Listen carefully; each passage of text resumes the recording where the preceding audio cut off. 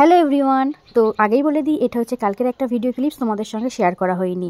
এটা হচ্ছে রিক, আমার দাদার ছেলে। কালকে ছিল ওর জন্মদিন।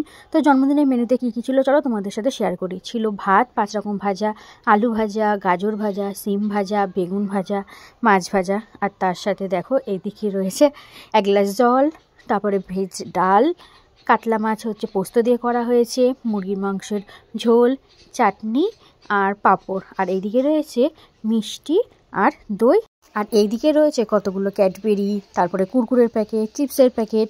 তো এই ছিল জন্মদিনের দুপুরের মেনু। দুপুরবেলা খাওয়া দাওয়া করতে আমাদের কিন্তু বেশ অনেকটাই দেরি হয়ে গেছিলো। তারপরে আর ঘুমানো হয়নি, ওই শুয়ে একটু ফোন দেখা, টিভি দেখা এই একটু হচ্ছিল। তারপরে সন্ধ্যাবেলায় দেখো আবার হচ্ছে রিকের কেক কাটা হবে। তো ওই জন্য বৌদি আবার আমাদের ডাকলো, তো আমরা আবার কিন্তু সবাই মিলে চলে এলাম। জন্মদিনটা কিন্তু সেইভাবে করা হয়নি, আমরাই ছিলাম আর কতগুলো বাচ্চা ডাকা হয়েছিল। তো ডেকে ওই এখন কেক কাটিং হবে।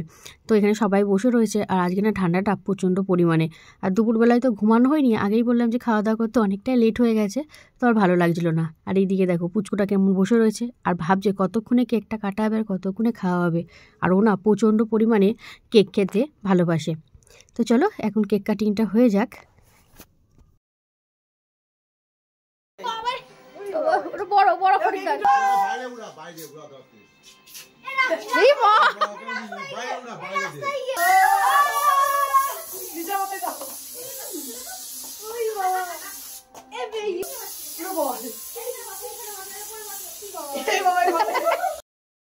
কেক কাটা কমপ্লিট হয়ে গেছে, আর ওই স্প্রেটা থাকে না, ওটা না বাইরে করা হয়েছিল, কেননা ওই স্প্রেগুলো পড়লে না সমস্ত কেক টেকগুলো নষ্ট হয়ে যাবে।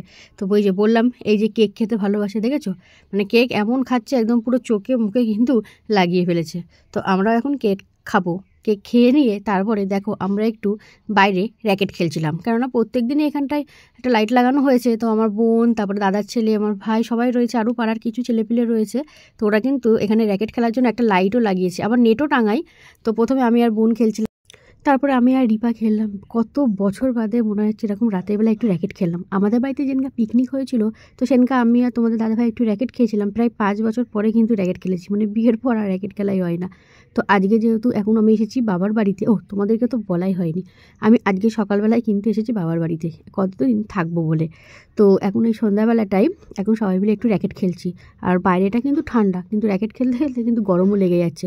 আর এখানে কিন্তু বেশ অনেকগুলো ছেলেপিলে রয়েছে, আর আমি আর রিপা কিন্তু বেশ অনেকক্ষণ ধরে র্যাকেট খেলাটা জমিয়েছিলাম। বেশ ভালোই লাগছিলো, আবার হাতটা অল্প অল্প ব্যথা হয়ে যাচ্ছে।